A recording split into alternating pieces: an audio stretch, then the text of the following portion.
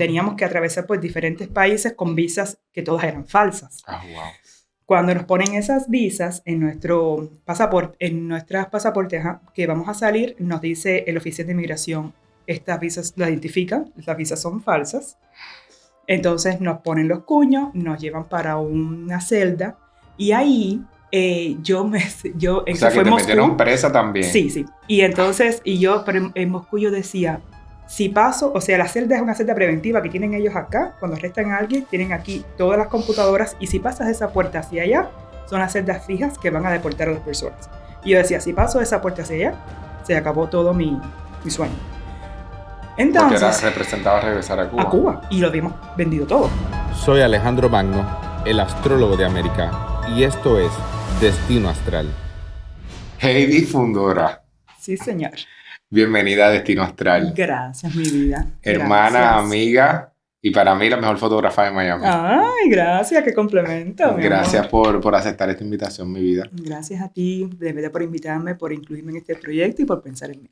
En esta conversación que vamos a tener en el día de hoy, vamos a utilizar un mapa del alma. El mapa del alma son estas cartas que tengo, que no son cartas místicas de tarot ni de baraja española, son cartas de palabras. Okay. Que evocan una energía con la que conectamos en algún episodio de nuestra vida, algo. Y mientras vamos viendo esas palabras, vamos a ir descifrando qué el alma quiere decir o qué el alma quiere que miremos. Okay. Vamos a pasar la mano sobre las cartas y donde tú sientas... Yo la sentí aquí. Ah, la sentiste aquí, perfecto. Pues ya, vamos a comenzar con esta.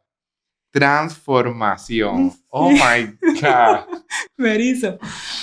Cuéntame, ¿por qué te erizas? Me erizo porque la transformación es una de las palabras que puedo decir que me identifican en toda mi vida. Sabes que sí, que comencé, casi te digo por qué me emociona, porque justo ayer yo salí de Univisión, que tuve una entrevista, y mi hermano, uno de los comentarios que me puso fue, me hace recordar a esa chica, gracias, me hace recordar a esa chica que juntos veíamos la luna cuando no teníamos que comer, no teníamos un techo seguro porque se mojaba, cuando teníamos carencia de muchas cosas, excepto familiar, porque el amor y la disciplina y todo lo que implica tener una familia como la que yo tuve, que me siento muy honrada de ello, pero carecíamos de lo material y siempre soñábamos como que algún día voy a hacer esto. Y yo siempre tuve todo muy claro en mi mente, lo que yo quería lograr, no sabía cómo, pero sabía que se iba a dar. Y mi hermano ayer, justo en ese comentario, me pone, esa niña que miraba las estrellas, que disparó a la luna y aterrizó en las estrellas. Ese fue su comentario. Belleza, y sí ha sido así porque desde pequeñita he comenzado por diferentes etapas, como todos, ¿no? Que comenzamos a veces pensando profesionalmente. Yo quería ser abogada, como tú. Exacto. Y entonces, eso es malo, porque ya nos conocemos un poquitico de atrás, entonces ahora nos estamos... Pero la vida nos llevó por otro rumbo, porque teníamos la transformación. Y la transformación, ahí claro, está. Claro. Entonces, quería comenzar mi carrera de abogada, pero en Cuba, porque soy en vivo, vengo de allá, orgullosamente donde estudié. Cubana, sí, como no. Me encanta. Y que mucho vamos a los cubanos, Heidi. Tú sabes que tú eres un cubanito más adoptado, como tú dices. Señor. La cubanía para mí es una energía que habla de resiliencia, poder, posibilidad, que echa para adelante la gente cubana. Así de verdad es, que mi respeto siempre. Y eres una digna mujer cubana. No, mi amor, gracias. Yo creo que todos nosotros somos ejemplos de eso, especialmente todos los que llegamos a este país, claro. Porque tenemos que volver a nacer. Y tenemos que acogernos a las leyes, tenemos que adaptarnos, que es aquí la transformación una vez más. A través de la historia, lo sabemos, siempre que la persona no sepa evolucionar con el tiempo, se queda atrás o muere. Entonces, lo bueno es eso, adaptarnos. Ahora mismo tenemos una temporada muy nueva que es con la inteligencia artificial. Va a ser algo muy difícil dejar ir o aceptar. Y hay que, empezar a, como bien dice la palabra, a ir evolucionando con los tiempos. Y en mis transformaciones, ¿quién me iba a decir a mí que de ser abogada terminé siendo fotógrafa? Entonces, en ese transcurso de tiempo, tanto lo que pasa que el podcast no nos alcanza para ello. Pero rapidito en pinceladas, ¿te comento o no? Claro, ¿sí? Sí, quiero saber todo. Ok. Como diría mi abuela, cuenta y exagera. Bueno, quería estudiar Derecho. En Cuba, por situaciones políticas, la persona que se gradúa le cierra las puertas para poder salir. Y eso lo tenía yo muy bien claro. Porque esto es el que se gradúa en Derecho, en Derecho y en Medicina. o en Medicina, exacto. Porque si estás en el Derecho, si tú vas a trabajar como Derecho, usted sabe que vas a servilmente al gobierno, o sea, a la dictadura. Porque ya para mí no es gobierno, es dictadura. Entonces, cuando una persona no existe la ley, no existe nada, tú tienes que ser caso omiso a sus directrices. Existe la ley escrita, pero no todo es manipulable. Entonces, para mí eso no era seguro ni era auténtico, no iba con mis principios y decidí no puedo ser abogada aquí en Cuba, pero lo haré en Estados Unidos. No sabía cómo, pero así lo decreté. Bueno, entonces estudié economía en Cuba, nada que ver. Y de hecho dice mi esposo, ojalá que la economía hubiese llegado a ti, hija, porque sabes mucho de números, pero no ahorras nada. ¿Y cómo se estudia economía en un sistema comunista? Obviamente es marxismo puro, ¿verdad? Es marxismo, exacto, literal es marxismo. Y entonces estudia lo que es las estadísticas, las contabilidades, las cosas de las compañías que están todas quebradas, que obviamente cuando se lleva a la práctica nada es real, pero bueno, tú estudias la teoría, digamos. Claro. Comencé... me gradué de economía, al final vengo a Estados Unidos con una trayectoria inmensa que logré finalmente llegar y cuando llego acá decido, bueno, voy a estudiar y voy a ser abogada. Comencé mi universidad en justicia criminal porque era un semestre muy similar a lo que es la parte de derecho y ahí decido, comenzando la universidad, que también quiero ser mamá. Y entonces... ¿Qué edad tenías para ese? Tenía como 22 años, muy joven. Y entonces yo dije, quiero ser mamá y voy a tener yo quería tener 5 hijos. Entonces, porque me encantan los niños. El equipo de básquetbol. Honestamente, mi mente era más bien pensar en una mesa grande, con una familia sonriente, en conexiones, mirando en un futuro que esos niños vinieran con otras familias que iban a traer. Esa es como que la proyección que yo veía, lo que yo quería creer en mi familia, lo mismo que yo viví. Ajá. Tú sabes que algo que admiro mucho de los cubanos es el valor a la familia. Sí. No sé si es porque el gobierno te quita todo y la familia es lo único que te queda. Es así. Y ese poder, esas ganas de ayudar a los tuyos, ese sentido de responsabilidad de que tú puedes estar bien, pero no estás bien completo hasta que los tuyos estén acá. Correcto. Entonces, algo que admiro mucho de los cubanos. Entonces, tú tenías 22 años. Decides ser madre, estudiar. Que es donde voy. Cuando mis niñas llegan a mi casa con una B o con una C, yo les digo, ¿cómo va a ser posible que ustedes sacan esas notas si su mamá, sin saber el idioma, pasando trabajo? Porque solamente Dios sabe que cuando yo entré a la universidad, yo así hacía a la maestra, para que no me preguntara, porque no sabía qué iba a responder. Por el idioma. Pero que, claro, la barrera del idioma. Entonces, tenía que llegar a mi casa, usar Google Translator cuando aquello, pero no era Google Translator de hoy, que es copy-paste. Tenías que escribir teclita por teclita cada palabra que tú no entendías para poder entender qué significaba. En la clase de hoy dimos esto. Y en la clase, y así poquito a poco, con ese sacrificio, pero con el deseo, ¿no? Que es lo más importante. Exacto. Y uno no se puede, yo digo en la vida que uno no puede poner excusas ante nada. Tú sabes que yo soy así para todo.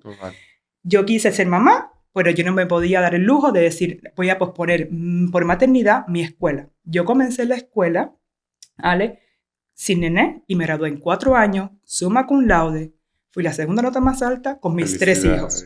Entonces, como que yo digo, sí se puede. Eso fue para mí una lección propia que uno tiene que aprender a que sí, cada obstáculo, cada meta se puede lograr. Y por eso es que te digo a mis niños, les digo, no acepto notas bajas.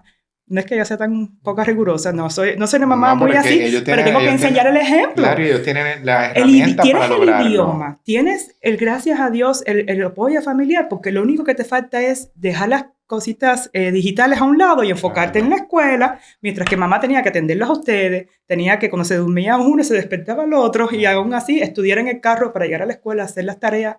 Todo fue un gran sacrificio que no sé cómo lo hice, pero lo hice, gracias a Dios. Y fuiste transformada en el proceso. Y lo fui y crecí, que es lo más importante, porque cada reto que tú tenías como mamá, y me recuerdo que en ocasiones, y muchas de mis amigas lo saben, que a veces yo como trabajo como niños, a veces me dicen, ay, me tienen hasta el último pelo. Eso es un dicho un poco cubano.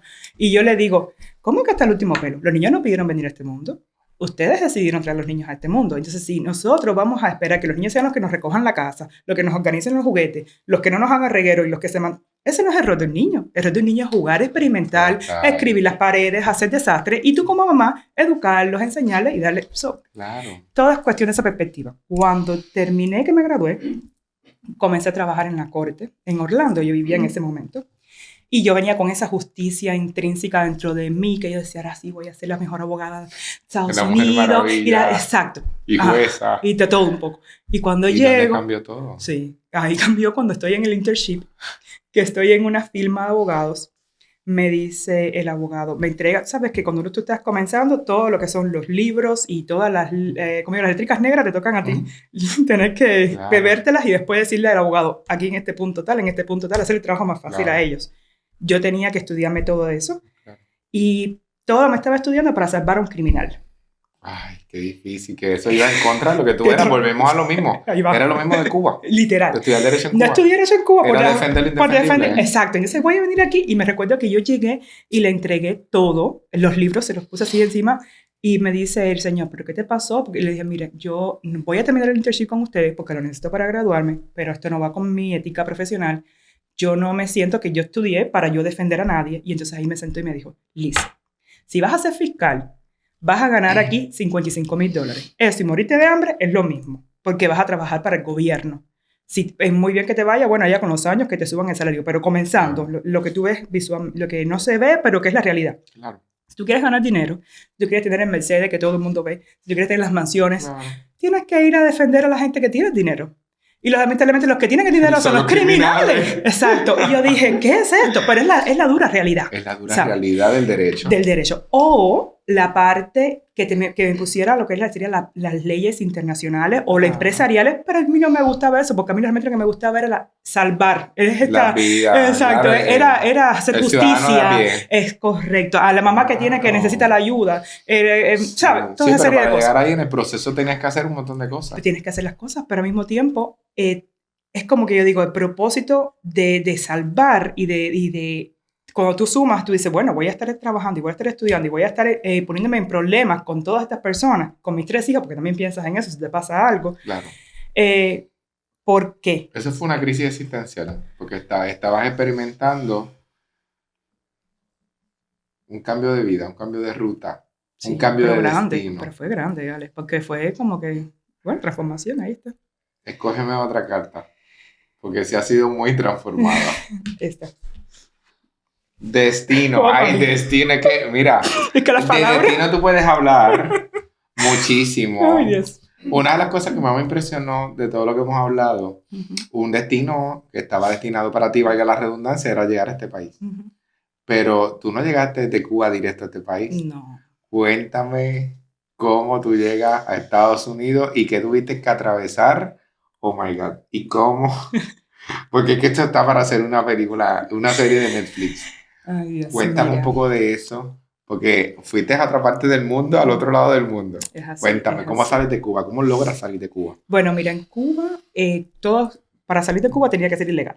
Ilegal a no ser que te llegara un bombo que sería una lotería, y no era el caso mío. Entonces, bueno, porque no había aplicado. Entonces, existían personas que tú les pagabas cierto dinero y te hacían unas visas falsas, bueno, falsas y no falsas, porque al final te la aprobaba la misma, digamos, embajada del país, pero era todo hablado o pautado era previamente. Arreglado, exacto. Claro. Entonces... Era una gestoría arreglada. Y fuimos hacia Rusia. Ay, Dios mío, qué miedo, a Rusia. A Rusia. Entonces, yo dejé mi país con 19 años. Wow. Y mi familia, imagínate, como tú dices, el valor de la familia, nosotros hemos sido muy unidos, y dejar a mi abuelita especialmente, que para mí tiene un valor muy importante en mi vida, fue muy duro. Y ella, me recuerdo que me decía, ella nunca lloraba, porque ella dice, yo nunca lloré ni cuando mi papá falleció, porque es dura. Y dice, pero contigo sí derramé lágrimas, porque yo estuve 6 meses que yo no sabía mucho de mí. Entonces, dice que cuando escuchaba la canción de Marco Antonio Solís, ¿Dónde estará mi primavera? Ay, Dios mío, esa canción. Dice que ella siempre... Perdona que me da sentimiento también porque me acuerdo de mi abuela, que en paz descanse, la que siempre menciono. ¿Cuánta sabiduría tienen las abuelas? ¿Cuánto? ¿Cuánto? Siempre mi petición delante de Dios es parecerme más a mi abuela cada día. Sí, señor. Tener su fuerza y porque con tan poco hacían tanto. Sí, y sin quejarse. Sí, sin quejarse. Que esa es otra cosa. Esas son cosas que tú aprendes de ella y tú valoras mucho. Total. Porque tú ves al día de hoy las personas aquí que por cualquier cosa están quejándose y ellos no saben lo que es. Ellos no saben lo que es pasar trabajo. No, y lo que es no tener nunca un reproche. Que eso lo viví. Y entonces yo estaba en mi mesa. Yo me recuerdo en una ocasión que yo tenía como en secundaria, mi abuela no tenía nada que cocinar y entonces nos hizo el arroz. Y yo decía, ay, Dios mío, y yo incapaz, porque otros niños que llegan más que dicen, esto es lo único que hay de comer, o no sé qué, que a veces mis niños me dicen, yo no como ese tipo de queso. Le dice, si estuvieras en Cuba, ibas a comer, sí, porque me indigno a veces, porque se me sale lo de cubana, porque ¿qué marca? Ni marca, claro, tú sabes, si tú no sabes qué pasar hambre, hija. Sí. Entonces yo me recuerdo que en una ocasión yo estaba sentada, tenía que regresar a la escuela y tenía mucha hambre, pero ya estaba harta de comer arroz y tomate, puré de tomate que mi abuela hacía porque no había carne. Claro. Y yo me acuerdo que ese día nunca se me va a olvidar, yo estaba sentadita con mi plato de arroz y yo decía, aquí tengo la carne en mi mente, aquí tengo la carne, wow. Aquí tengo platanito maduro porque era lo que me gustaba a mí frito, y yo empecé a comerme mi arroz, picando mi supuesta carne y picando mi supuesto platanito, y así me alimenté, y así fui a mi escuela, y calladita la boca, y abuela, gracias por el almuerzo que me diste. Y siempre desde un corazón agradecido, porque solamente tenerlos a ellos y verlos a ellos luchando sin nada.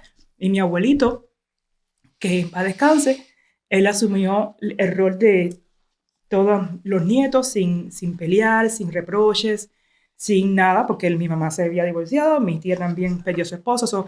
En la casa éramos 5 niños dando qué hacer y ellos nunca dijeron nada. Bueno. ¿Y estando en Rusia? Y estando en Rusia, ok. Ahí, bueno, ¿qué no pasó en Rusia? Una de las cosas, voy a salir, llegamos a Rusia. Cuando llego a Rusia me encuentro que estamos alrededor de 23 personas en un apartamento, hacinados, conviviendo. 23 personas. Pero ¿cómo podían? ¿Cómo se movían? No, es que no podías moverte mucho tampoco porque estabas ilegal. Que tú no conocías. Obviamente. Y de hecho, solamente 2 mujeres, yo y otra señora más, y todos los demás hombres. Tenías que estar muy alerta de todo porque estabas alrededor de hombres. Entonces, pero gracias a Dios nunca pasó nada. Pero estás ajena a tu hogar, estás en un lugar que tienes que pasar hambre. Porque el frío, me imagino. El frío ni hablar, porque yo tuve hipotermia y todo, pero eso viene más adelante, porque yo llegué en junio. En junio estaba espectacular el tiempo, un aire acondicionado maravilloso. Te decía, ay, qué rico, me quedo a vivir aquí. Cuando empezó el frío, te dije, sácame de aquí, que no quiero esta nieve. Horrible, imagínate. No tenía zapatos, los abrigos eran muy costosos. Yo llegué allá con una chaqueta que era de mezclilla, que eso en el frío es un congelador. Y me recuerdo que esos cubanos empezaron a mantener un tipo de relaciones con ciertas rusas, y esas rusas venían al apartamento, la conocimos, y nos dejaron unas piezas como de abrigo, y también me trajeron unos zapaticos, pero los zapatos me quedaban apretados, pero era el 9, yo soy un size 10, y yo ponía los deditos así, engurruñados, pero yo caminaba porque al menos estaba protegida, porque de lo contrario no podía. Dios mío. Y me recuerdo que en una ocasión, cuando estábamos allá, que lográbamos al final, supuestamente íbamos a abordar, a salir, pero para salir hacia México teníamos que atravesar por diferentes países con visas que todas eran falsas. Wow. Cuando nos ponen esas visas en nuestro pasaporte, en nuestras pasaportes que vamos a salir, nos dice el oficial de inmigración, estas visas las identifican, las visas son falsas. Entonces nos ponen los cuños, nos llevan para una celda, y ahí o sea, que te metieron presa también. Sí. Y entonces, pero en Moscú yo decía, si paso, o sea, la celda es una celda preventiva que tienen ellos acá, cuando arrestan a alguien, tienen aquí todas las computadoras, y si pasas esa puerta hacia allá, son las celdas fijas que van a deportar a las personas. Y yo decía, si paso esa puerta hacia allá, se acabó todo mi sueño. Entonces, porque representaba regresar a Cuba. A Cuba. Y lo habíamos vendido todo. Eso ya no tenía nada, porque para tú poder salir de allá tienes que costearlo. Y financiarlo. Costosísimo todo. Todo salió muy caro.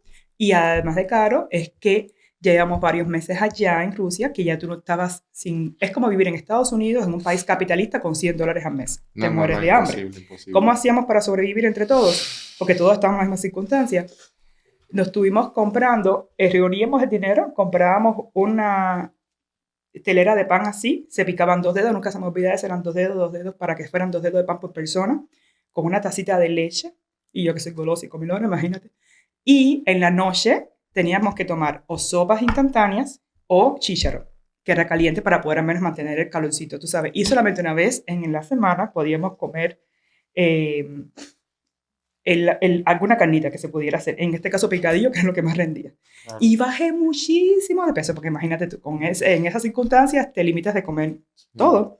Bueno, estoy presa en esa historia y yo decía, no puedo pasar por esa puerta. Me acuerdo que me hice pipí porque, en el mismo lugar, sentada, porque si para pasar a los baños tenía que ir por ese camino, exacto, y es que habían cubanos que me conocían ahí, que estaban detenidos. Y decía, yo no me voy a arriesgar que aquí me diga Heidi o qué sé yo, tú sabes, como que no, yo dije, aquí yo no me muevo.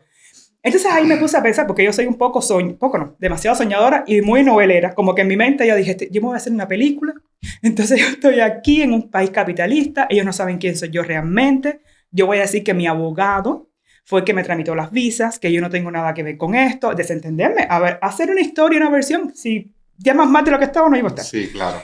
Y como yo sé que los rusos son muy corruptos y aceptan dinero, entonces, pero ya a mí no me quedaba. Pero bueno, yo dije, me quedaba solamente algo bien escondido para poder viajar. Y yo dije, esto es lo que tengo que usar en este instante para salir de esta situación. Claro.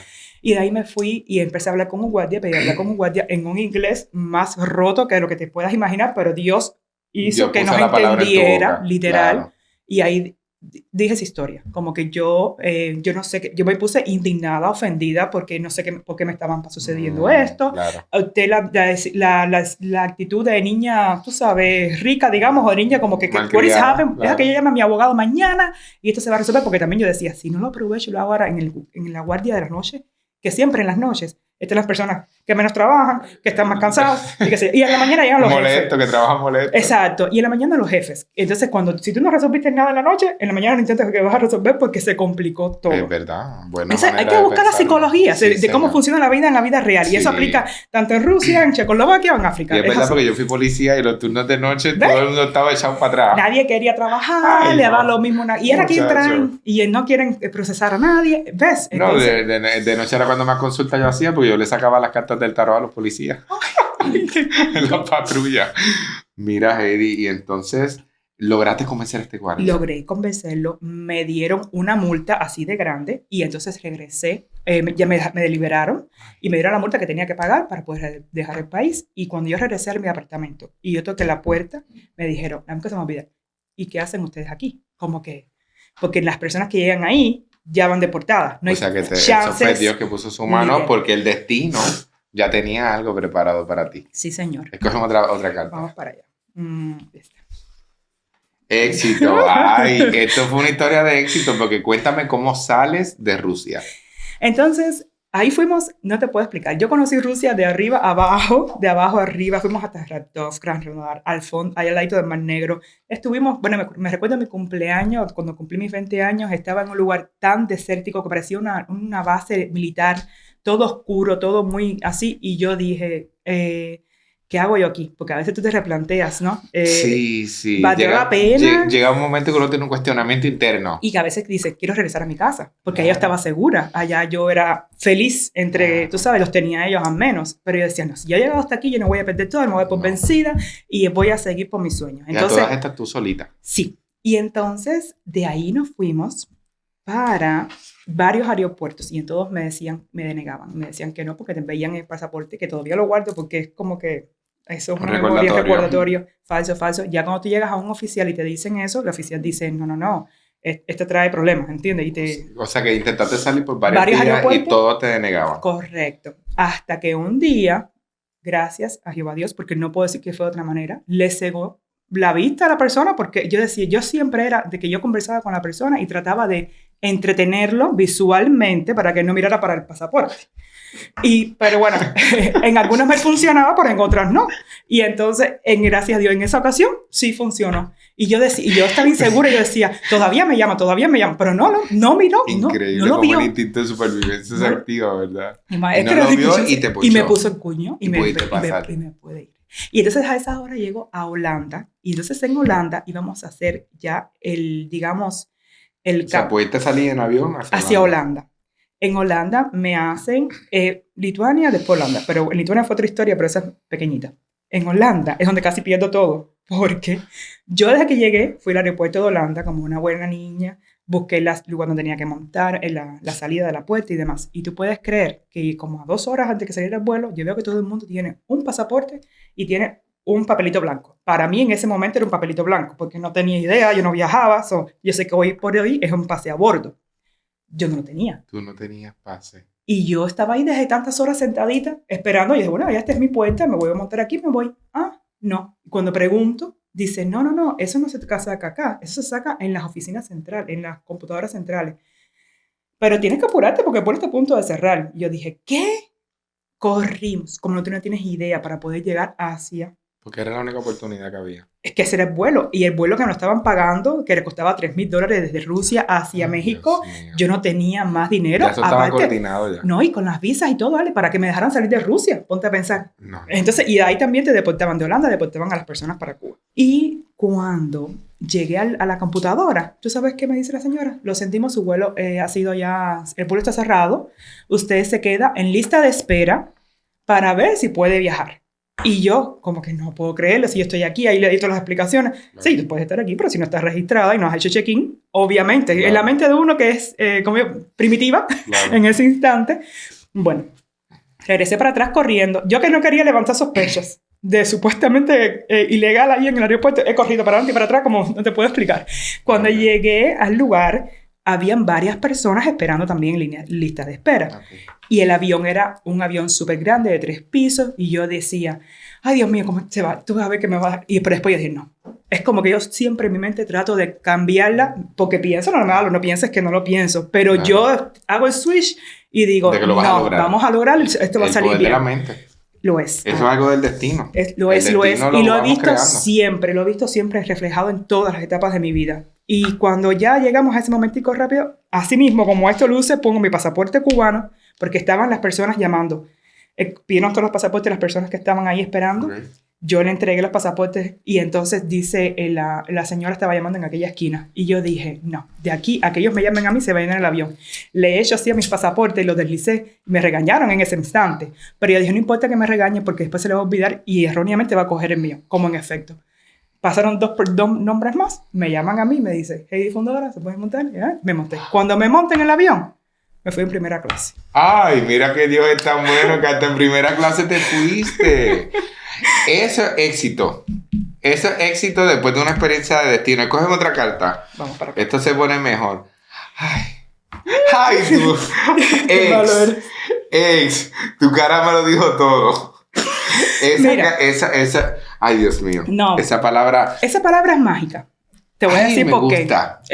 No, es una palabra mágica y una palabra de gratitud. Qué bello. Es una palabra de enseñanza, es una palabra de amor, porque aún al día de hoy tengo mucho cariño porque él es el padre de mis hijos y porque la verdad que me dio muchas oportunidades. Pensé hacer una vida con él, pero por circunstancias del destino no se dio. Okay. Y entonces después llegó otra transformación en mi vida, que conocí entonces a mi pareja actual. Y entonces gracias a él puedo decir que soy una mujer inmensamente feliz, que me siento realizada, bendecida, apoyada y siguiendo luchando por mis sueños. Pero tuviste que pasar por esta experiencia para conocerte a ti también como mujer. Sí. Para conocer sobre todo lo que querías y lo que no querías. Sí, lo necesitaba porque a veces uno piensa que tenerlo todo, en todos los sentidos, material, en todas las áreas, pero a veces sientes que necesitas a una persona a tu lado. Porque tener un dinero en la cuenta del banco no te da la felicidad. Correcto. Lo muy diferente que muchas personas piensan, porque hay personas hoy en día de hoy que lo que están detrás de la cuenta de banco. Sí, es verdad. Y no, pero eso no es la felicidad. No. Y tú a veces estás en un castillo y fui muy feliz, porque lo fui por muchos años, pero hay un momento en que te sientes vacía y que necesitas a esa persona a tu lado. Claro. Y entonces son momentos que te vas dando cuenta en un instante que ya lo que tú sentías no está y decides, volar. Se requiere valentía para tomar esa decisión. Y fue difícil. Volar. Fue difícil porque... ¿Tú tomaste la decisión? Sí. Yo la tomé y la tomé dejándolo todo. Yo nunca trabajé cuando llegué a este país, gracias a que él, cuando comenzamos esta relación, como que me apoyó en todo sentido económicamente. Fui y tuve de todo lo que pude pedir, no puedo decir otra cosa, pero pasó que todo el mundo me criticó, de hecho, porque es que es un hombre excelente. Todas las personas me decían, ¿cómo tú vas a dejar al padre de tus hijos? ¿Cómo tú vas a dejar tu hogar? ¿Cómo tú vas a dejar todo? Y tu estabilidad para volar sola. Nadie sabía cómo tú te sentías. Pero es que si tú tienes que ser número uno, leal a tus sentimientos. A tus sentimientos.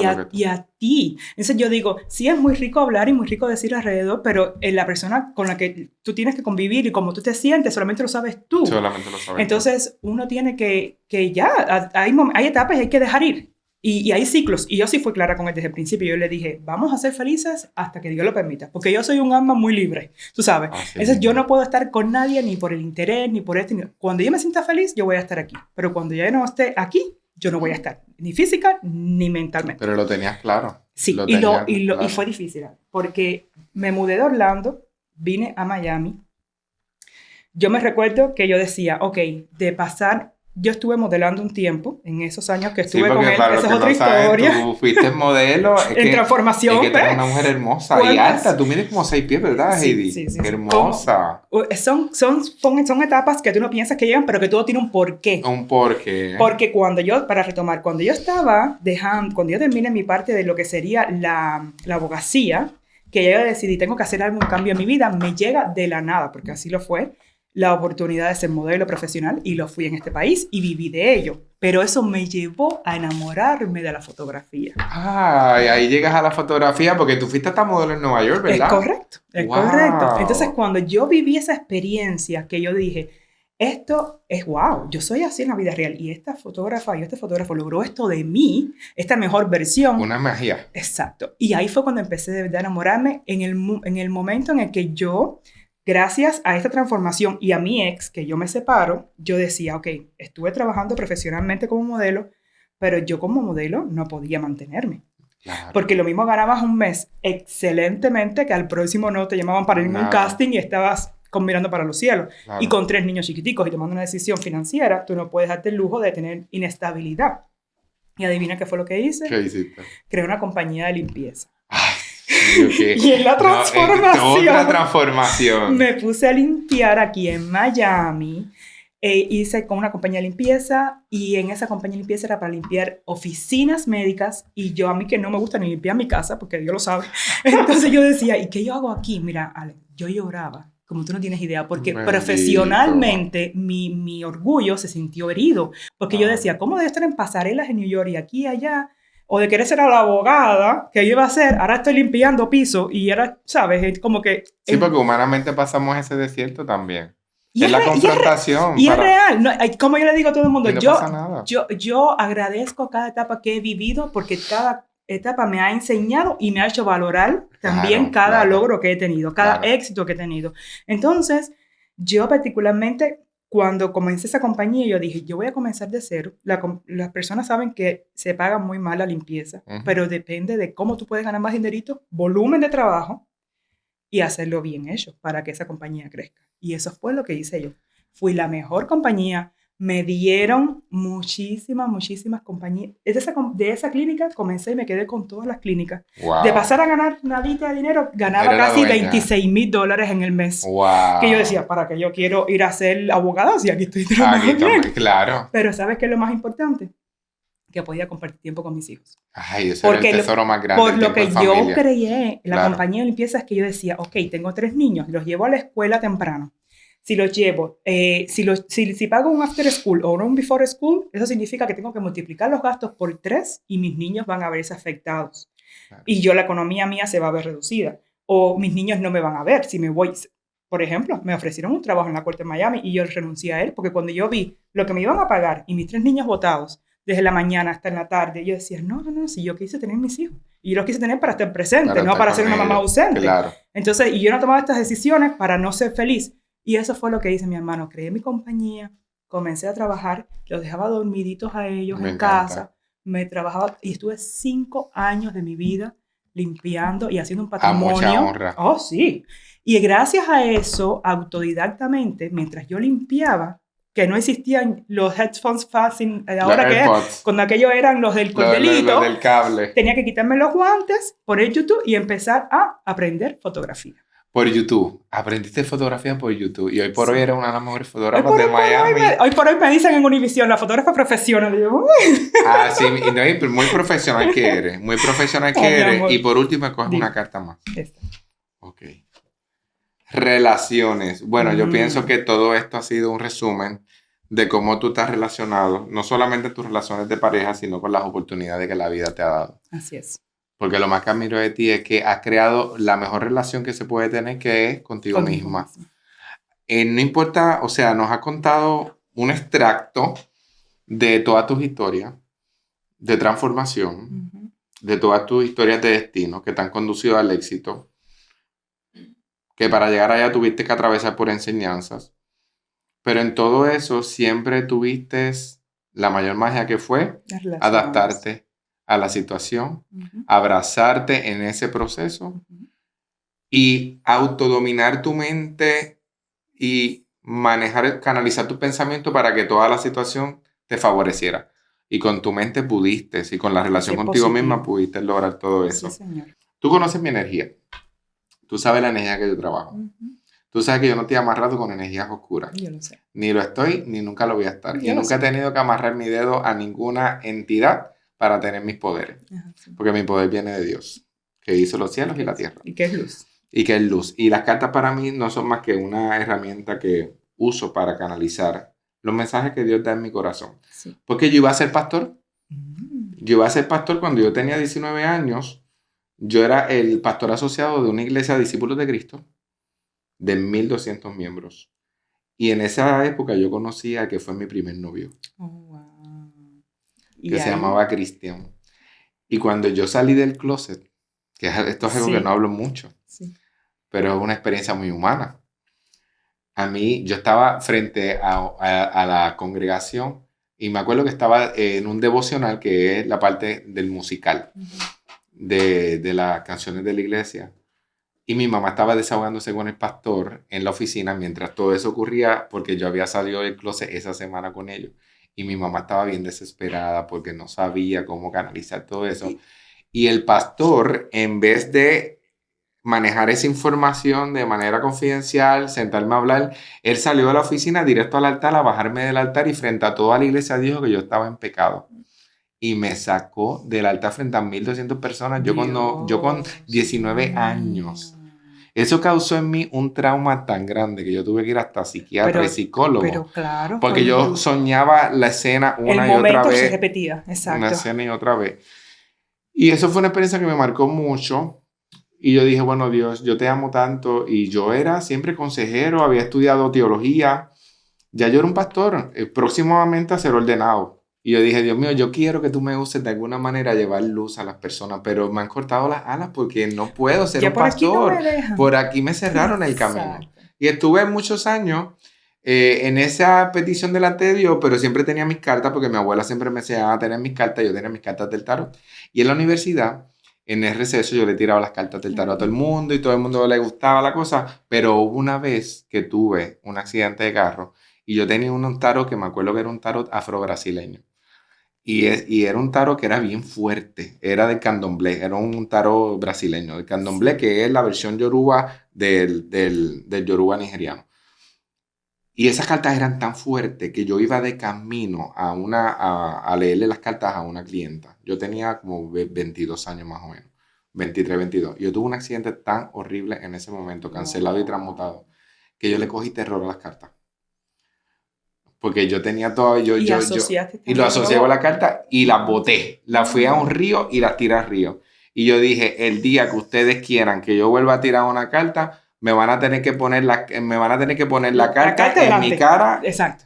Y tú puedes creer que así fue. No, ¿cómo fue eso? Un tiempo luego, yo estaba caminando en Disney, en Epcot Center, y yo me encontré un mazo de cartas completo con el haz de oro mirando hacia arriba. Ay, ay. Y yo estaba en un momento de crisis existencial buscando qué hacer con mi vida. Y yo estaba caminando, no sé si fue que se le cayó a alguien, pero era un mazo de cartas así. Y incluso con mirando hacia Y ahí arriba. yo tenía unas cartas grandes de mi abuela y las saqué. Y yo empecé de nuevo con ese mazo. Empecé a conectar con eso. Y ahí fui, pero no trabajaba en eso porque yo trabajaba en otras cosas. Ah. Pero yo siempre conecté con esa energía y la vida me la volvió a poner en el camino y resulta que hoy día es la herramienta que uso para ayudar a mucha gente. Entonces tengo aquí personas una... que te agradecen eso. Ay, gracias por reconocerlo, te lo agradezco. Así que tengo estas cartas y lo que quiero básicamente es concluir lo que hemos hablado con un mensaje canalizado que nos comparta las cartas. Así que tú vas pasando la mano y vas a escogerme 3 cartas. Ok.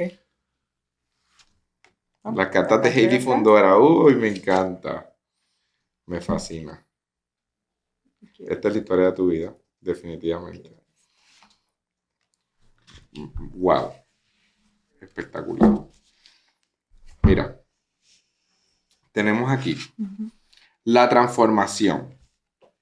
5 de oros. 5 de oros es una persona, mira, en el frío de Rusia. El frío que tenías que pasar.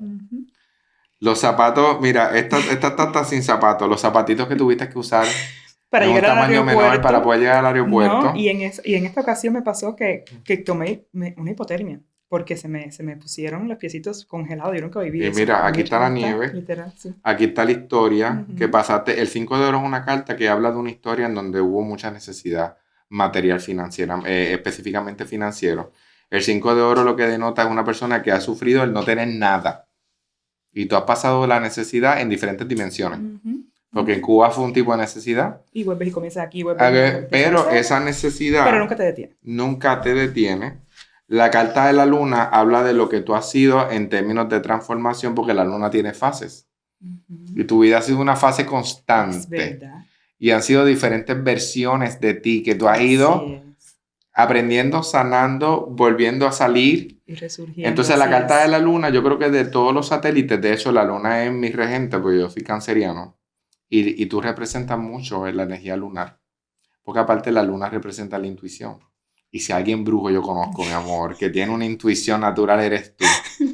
Porque fíjate que tú siempre fuiste echada para adelante, tú no te echaste a llorar en posición fetal. Tú pudiste haberlo hecho, pero nunca te rendiste. Y la luna, aunque esté en su fase oscura, siempre vuelve a salir llena, radiante. Nueva, y anoche que tu hermano te dijo lo de los astros y la luna, estaba la superluna. La superluna llena. Es verdad, hasta 2041 vuelve a salir así mismo. Caballo de espada es una figura masculina que pasó por tu vida, que te enseñó, pero sobre todo que te mostró a través de lo que tú tuviste, la fuerza que tú tenías dentro. Y yo entiendo que esta carta tiene que ver con tu ex, porque siendo un rey que posiblemente te proveyó todo, Dios lo tenía que poner en tu camino porque el mejor componente para crear tus hijos fue él.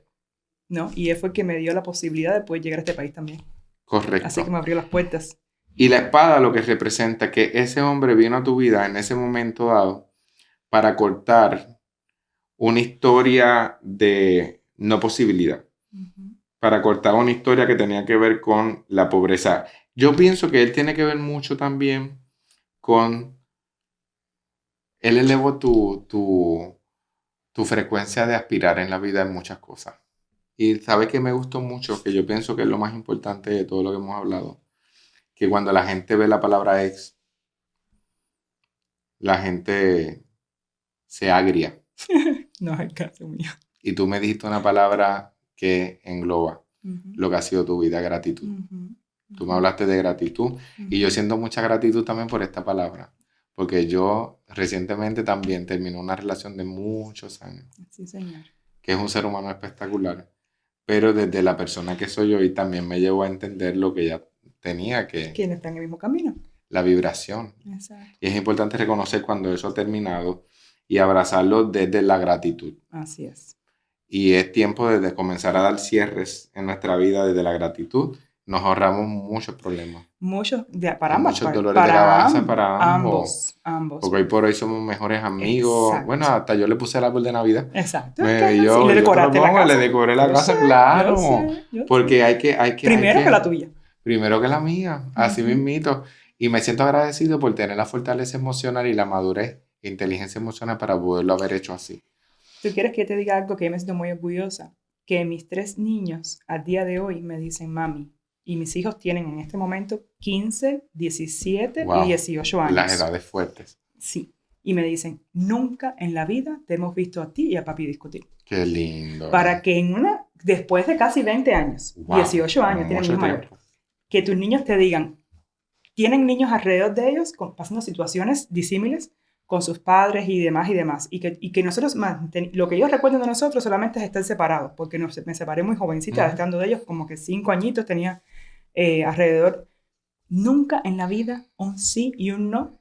Y los hemos tenido, pero ha sido siempre en paz, en comprensión, en el bienestar de nuestros hijos y desde el cariño. Cogemos una última carta. Ay, última. Esta. Dice que lo que atravesaste va a ser enseñanza para otros. Usted sabe que usted tiene que hacer algo y este podcast es el inicio de eso que vas a hacer de tu historia personal. ¿Tú sabes El que lo voy a mundo hacer en está enero? pidiendo tu libro. En enero. Ya Pues, lo tengo. El mundo está pidiendo tu libro. Y tú no lo sabes. Tú no lo sabes, pero ya en enero comienza. Ah, pues amén. Es una Heidi, bendición. gracias por haberme acompañado de Destino Astral. Que Dios te siga bendiciendo, que siga siendo de bendición para todos. Te admiro, te respeto. Eres una de mis personas favoritas en el mundo. Y recuerda que no es lo que eres, es lo que transmites. Así es. Ahí está tu magia. Gracias, Te amo, mi amor. Gracias. Bendiciones. Gracias.